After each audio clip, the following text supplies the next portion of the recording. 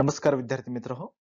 इयत्ता 8वी साठी NMS किंवा स्कॉलरशिप परीक्षेसाठी शालेय क्षमता चाचणी अंतर्गत गणित विषयाच्या व्हिडिओ क्रमांक 2 मध्ये मी श्री विशाल पोद्दार आपले मनपूर्वक स्वागत करतो. या व्हिडिओमध्ये सन 2017-18 मध्ये झालेल्या NMS परीक्षेतील शालेय क्षमता चाचणी प्रश्नपत्रिकेतील गणित विषयाचे प्रश्न क्रमांक 91 ते 95 अभ्यासणार आहोत. प्रश्न 91. दोन नैसर्गिक संख्यांचे गुणोत्तर 3:2 असून मोठ्या संख्येतून 5 वजा करून येणाऱ्या संख्येस लहान संख्येने भागले असता किंमत 4/3 येते, तर लहान संख्या कोणती? पाहूया याचा पर्याय नेमका कोणता येतो. प्रश्नामध्ये सुरुवातीला दोन नैसर्गिक संख्यांचे गुणोत्तर 3:2 आहे अशी माहिती दिलेली आहे. यावरून पहिल्या दोन संख्या मानू. समजा पहिली संख्या बरोबर दिलेल्या गुणोत्तरातील पहिली संख्या 3 आणि याला समानपट x जोडू, म्हणजेच पहिली संख्या 3x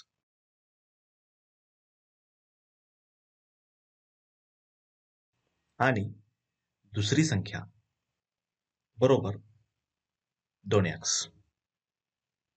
यानंतर उदाहरणातील अटीनुसार समीकरण तयार करण्यासाठी आपण पुढील भागाचा विचार करू.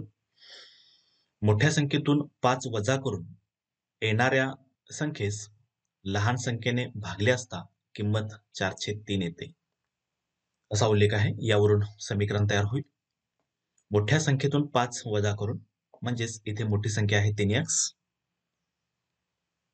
यातून 5 वजा केले आणि या संख्येस लहान संख्येने भागले म्हणजेच छेद 2x. हा भागाकार केल्यास या गुणोत्तराची किंमत 4/3 येते. आता हे समीकरण आपण सोडवू. यासाठी दिलेल्या गुणोत्तरावर तिरकस गुणाकार करू, म्हणजेच 3x वजा 5 याला गुणिले 3 असेल आणि 4 याला गुणिले 2x असेल. म्हणजेच 3x वजा 5 याला गुणिले 3 बरोबर 4 गुणिले 2x. हा गुणाकार करू. इथे कंसाच्या बाहेर 3 आहे, म्हणजे या 3 ने 3x ला गुणाला हवे आणि याशिवाय 5 ला सुद्धा गुणाला हवे. हा गुणाकार करू. 3 त्रिक 9x वजा 3×5 15 बरोबर 4 2 8x. यानंतर x ची किंमत काढण्यासाठी पक्षांतर करू. 8x ला डाव्या बाजूला घेऊ आणि वजा 15 ला उजव्या बाजूला पाठवू. म्हणजेच 9x वजा 8x पक्षांतर केल्यानंतर चिन्ह बदलेल, बरोबर वजा 15 उजवीकडे आल्यानंतर अधिक 15 होते. म्हणजेच 9x वजा 8x म्हणजेच 1x म्हणजेच x बरोबर 15. म्हणजेच आपल्याला x ची किंमत मिळाली 15. यावरून विचारलेला प्रश्न आहे लहान संख्या कोणती. इथे लहान संख्या काढण्यासाठी आपण मांडलेला भाग लहान संख्या 2x मांडलेले आहे. यामध्ये 2 आहे असा आणि x च्या ठिकाणी x ची किंमत 15 म्हणजेच 15 दुने 30. अशा पद्धतीनं लहान संख्या 30 येणार आहे. म्हणजेच दिलेल्या पर्यायातील पर्याय क्रमांक 1 30 हा योग्य पर्याय असेल. प्रश्न क्रमांक 92. घनमुळात 64 वजा घनमुळात वजा 125 अधिक वर्गमुळात 9 बरोबर किती? पाहूया याचा योग्य पर्याय नेमका कोणता येतो आहे. घनमुळात 64 म्हणजे 64 चे घनमूळ 4 आहे, वजा 125 चे घनमूळ वजा 5 आहे आणि 9 चे वर्गमूळ 3 आहे. पुढे सोडवू. 4 आहे असा इथे वजा गुणिले वजा हा गुणाकार अधिक होईल.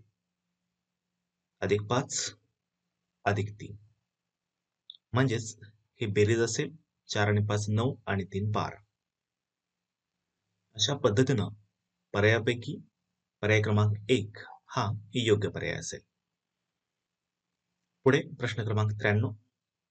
2चा वजा तिसरा घात गुणिले 2चा शून्यावा घात कंसाचा वर्ग अधिक 1/2चा वजा दुसरा घात वजा 2चा शून्यावा घात बरोबर किती? पाहूया हे उदाहरण कसं सोडवायचं. या उदाहरणासाठी घातांकाच्या 2 महत्वाच्या नियमांचे आपण उपयोजन करणार आहोत. यापैकी पहिला नियम a चा वजा m घात बरोबर 1/a चा m घात आणि a चा शून्यावा घात बरोबर 1.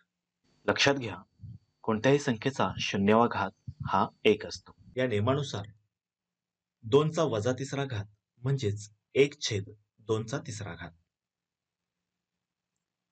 गुणिले 2चा शून्यावा घात 1 आहे आणि 1चा वर्ग हा 1च असेल अधिक 1/2चा वजा दुसरा घात म्हणजेच 2चा दुसरा घात वजा 2चा शून्यावा घात 1. पुढे सोडवू. 1/2चा घन म्हणजेच 1/8 गुणिले 1 म्हणजे 1/8च असणार आहे अधिक 2चा वर्ग 4 वजा 1 म्हणजेच 3 असेल. यावरून आपल्या लक्षात येईल पर्यायापैकी पर्याय क्रमांक बी 1/8 अधिक 3 हा योग्य पर्याय असेल. याशिवाय याला पुढे सोपे रूप देता येईल. इथे 1/8 हा अपूर्णांक आहे आणि 3 हा पूर्णांक आहे. अपूर्णांकांची बेरीज करण्यासाठी 3 ला छेद 1 देऊ. इथे या दोन अपूर्णांकांची आपल्याला बेरीज करायची आहे. यांचा छेद भिन्न आहे त्यामुळं तिरकस गुणाकार करू. 1 गुणिले 1 अधिक 3 गुणिले 8 आणि छेदस्थानी छेदांचा गुणाकार 8 गुणिले 1 म्हणजेच 1 गुणिले 1 1 अधिक 3 8 24 छेद 8 1 8 म्हणजेच अपूर्णांकांची बेरीज येईल 25/8. आपल्या लक्षात येईल पर्यायापैकी पर्याय क्रमांक सी 25/8 हा सुद्धा योग्य पर्याय असणार आहे. याशिवाय पर्याय क्रमांक डी पूर्णांकयुक्त अपूर्णांक आहे. याची अपूर्णांकामध्ये काय किंमत येते ते पाहू. पूर्णांक 3 गुणिले छेद 8 अधिक अंश 1 छेद आहे असा 8 म्हणजेच 3 8 24 आणि 25 छेद 8 म्हणजेच आपल्या लक्षात येईल इथे पर्याय क्रमांक डी सुद्धा योग्य पर्याय असणार आहे. म्हणजेच मुख्य पर्यायापैकी पर्याय क्रमांक 4 पर्याय क्रमांक बी सी डी बरोबर आहेत. हा मुख्य पर्याय योग्य असेल. प्रश्न क्रमांक 94. केंद्रबिंदू ओ असलेल्या वर्तुळात रेख AB व्यास असून मापकोन CAB बरोबर 40 अंश. आकृतीवरून काही गुणधर्म मांडले आहेत. यापैकी कोणते गुणधर्म योग्य आहेत याचा आपल्याला विचार करायचा आहे. आकृतीमध्ये एक वर्तुळ आणि या वर्तुळामध्ये एक त्रिकोण आहे. या त्रिकोणाचा कोण A हा 40 अंश दिलेला आहे. याशिवाय याच त्रिकोणातील कोण C हा कोण काटकोन असणार आहे म्हणजेच 90 अंशाचा असणार आहे. कारण हा कोण अर्धवर्तुळ ACB मध्ये अंतरित झालेला कोण आहे म्हणजेच कोण C 90 अंश असेल. आता या त्रिकोणाचा उरलेला कोण B याचे माप काढू. याचे माप काढण्यासाठी त्रिकोणाच्या तिन्ही कोणांची बेरीज 180 अंश असते या गुणधर्माचा विचार करू. कोण B चे माप काढण्यासाठी 180 अंश मधून पहिला कोण 40 अंश आणि दुसरा कोण 90 अंश हे दोन कोण वजा करायला हवेत. म्हणजेच उरलेला कोण B याचे माप येईल 50 अंश. म्हणजेच कोण B 50 अंश. आता या तीन मापांवरून आपल्याला कोणते पर्याय योग्य वाटतात याचा विचार करू. पर्याय क्रमांक ए मध्ये मापकोन ए हे मापकोन बी पेक्षा लहान आहे असा उल्लेख आहे. आकृतीमध्ये निरीक्षण केल्यास आपल्या लक्षात येईल कोन ए चे माप 40 अंश आणि कोन बी चे माप 50 अंश आहे. म्हणजेच कोन ए हा कोन बी पेक्षा लहान आहे. म्हणजेच पर्याय क्रमांक ए हा योग्य पर्याय असेल. याशिवाय दुसऱ्या पर्यायामध्ये मापकोन ए अधिक मापकोन बी, कोन ए चं माप 40 अंश आणि कोन बी चं माप 50 अंश यांची बेरीज 90 अंश येईल, जी कोन सी एवढी आहे. म्हणजेच पर्याय क्रमांक बी सुद्धा योग्य पर्याय असेल. याशिवाय मापकोन सी चे माप 90 अंश आहे आणि मापकोन डी, कोन डी चे माप काढण्यासाठी आपण हा कोन काढून घेऊ. कोन डी म्हणजेच इथे कोन ए डी बी असणार आहे आणि हा सुद्धा कोन अर्धवर्तुळात अंतरित झालेला कोन आहे. म्हणजेच या सुद्धा कोनाचे माप हे 90 अंश असणार आहे. याचाच अर्थ पर्याय क्रमांक सी, कोन सी चे माप आणि कोन डी चे माप हे बरोबर असणार आहे. म्हणजेच सी हा सुद्धा पर्याय योग्य पर्याय असेल. यानंतर रेख ए सी आणि रेख बी सी हे परस्परांना लंब आहेत का पाहू. रेख ए सी आणि रेख बी सी आपल्या लक्षात येईल हे दोन रेषाखंड परस्परांना लंब आहेत. म्हणजेच पर्याय क्रमांक डी सुद्धा अचूक पर्याय असेल. म्हणजेच मुख्य पर्यायापैकी पर्याय क्रमांक 3 सर्व विधाने बरोबर आहेत. हा पर्याय योग्य असेल. प्रश्न क्रमांक 95. एका यंत्राची किंमत 50,000 रुपये आहे. दरवर्षी त्या यंत्राची किंमत 5% कमी होते. तर दुसऱ्या वर्षाच्या शेवटी यंत्राची किंमत शेकडा कितीने कमी होईल. पाहूया हे उदाहरण कसं सोडवायचं. हे उदाहरण सोडवण्यासाठी आपण चक्रवाढ व्याजाने ऱ्हास या सूत्राचे उपयोजन करू. हे सूत्र आहे ए बरोबर पी गुणिले 1 अधिक आर छेद 100 कंसाचा घात n. इथे ए म्हणजे ऱ्हास असेल, पी म्हणजे मुद्दल असेल, आर म्हणजे दर असेल आणि n म्हणजे मुदत असेल. इथं यंत्राची किंमत 5% ने कमी होते. म्हणजे हे उदाहरण घटीचे आहे. सूत्रामध्ये एक बदल करावा लागेल. हा बदल म्हणजे कंसात अधिक असणारे चिन्ह घट असल्यामुळे वजा करावा लागेल. आता या सूत्रामध्ये दिलेल्या किमती ठेवू. यामध्ये पी म्हणजे मुद्दल, पीच्या ठिकाणी 50,000 रुपये, कंसातील 1 आहे असा, वजा आर म्हणजे दर 5% म्हणजेच 5 छेद 100 कंसाचा घात n मुदत, इथे मुदत 2 वर्ष आहे. पुढे सोडवू. 50,000 आहे असे कंसातील बेरीज करण्यासाठी या 1 ला छेद 1 देऊ. छेद भिन्न आहे, तिरकस गुणाकार 1 गुणिले 100 म्हणजे 100 वजा 5 गुणिले 1 म्हणजेच 5 छेदस्थानी छेदांचा गुणाकार 100 एके 100.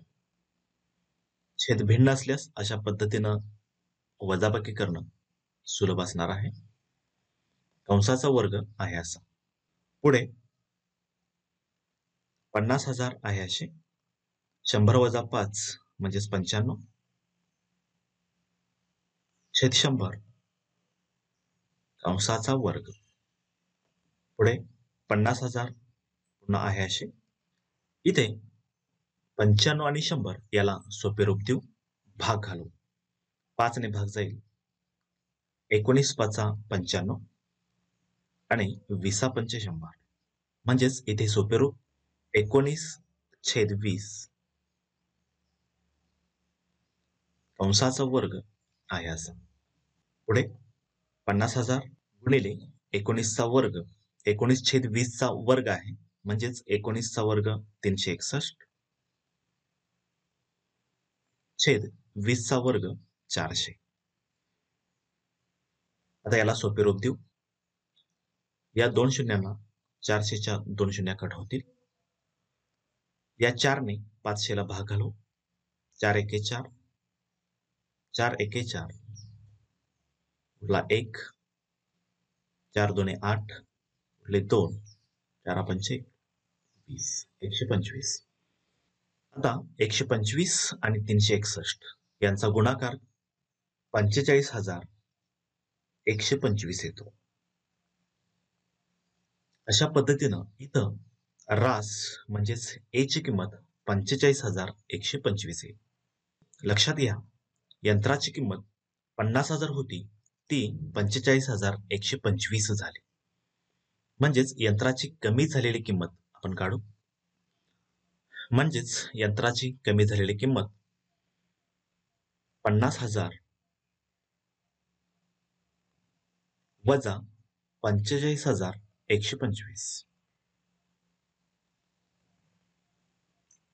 म्हणजेच 4,875 एवढी किंमत यंत्राची कमी झालेली असणार आहे. आता प्रश्नात मुख्य विचारलेला भाग, यंत्राची किंमत शेकडा कितीने कमी झाली. म्हणजेच यंत्राची शेकडा कमी झालेली किंमत बरोबर कमी झालेली किंमत 4,875 छेद ही कमी झालेली किंमत 50,000 मध्ये कमी झालेली आहे, म्हणजे छेद 50,000 आणि याला गुणिले 100, कारण शेकडा किंमत काढायची आहे. याला सोपे रूप, 100च्या 2 शून्यांना 50,000च्या 2 शून्या कट होतील आणि 4,875 आणि 500 याला 25 ने भाग जाईल.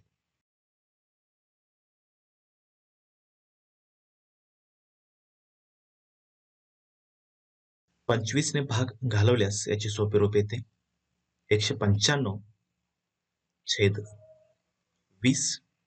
पुन्हा याला 5 ने भाग घालवल्यास आपल्याला सोपे रूप मिळेल 39 छेद 4. म्हणजेच दिलेल्या पर्यायापैकी पर्याय क्रमांक 2 39/4% हा योग्य पर्याय असेल. हा व्हिडिओ आपल्याला आवडल्यास नक्की लाईक, शेअर, सबस्क्राईब करा. पुढील व्हिडिओचे नोटिफिकेशन मिळवण्यासाठी समोर असणाऱ्या बेल आयकॉनवर क्लिक करायला विसरू नका. थँक्यू.